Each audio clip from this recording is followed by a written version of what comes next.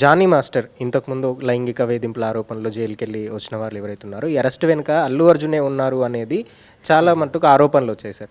రీసెంట్గా ఈ క్వశ్చన్ని జానీ మాస్టర్ని అడిగినప్పుడు కూడా ఆయన ఏం కామెంట్ చేయకుండా వెళ్ళిపోయారు. మిమ్మల్ని ఎందుకు అడుగుతున్నారంటే ఆ క్వశ్చన్ అడిగినప్పుడు మీరు కూడా పక్కనే ఉన్నారు కదా, అసలు జానీ మాస్టర్ మీతో ఏదైనా చెప్పారా దాని గురించి?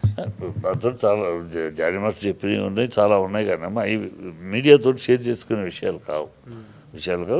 అదేదో అక్కడ వాళ్ళ సాగు షూటింగ్ లేకపోవడం ఏం రకరకాల కారణాలు ఉన్నాయి. ప్రొఫెషనల్ డిఫరెన్సెస్ ఉన్నాయి.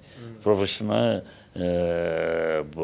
సినిమా పాలిటిక్స్కి వెళ్ళాలి, ఇక్కడ చెయ్యాలి. సో అక్కడ వచ్చి చిన్న చిన్న ఈగో క్లాషెస్ అయ్యి చాలా జరిగినాయి. అవి ఆ కేసుకి దీనికి వెనకాల వీళ్ళు సపోర్ట్ ఇచ్చాడు అమ్మాయికి. ఆయన అమ్మాయికి అమ్మాయి ఏదో నాకు వేషాలు లేకుండా, నాకు ఛాన్స్ లేకుండా చేస్తానంటే నేను ఉన్నాను, ఇస్తాను అన్నాడు.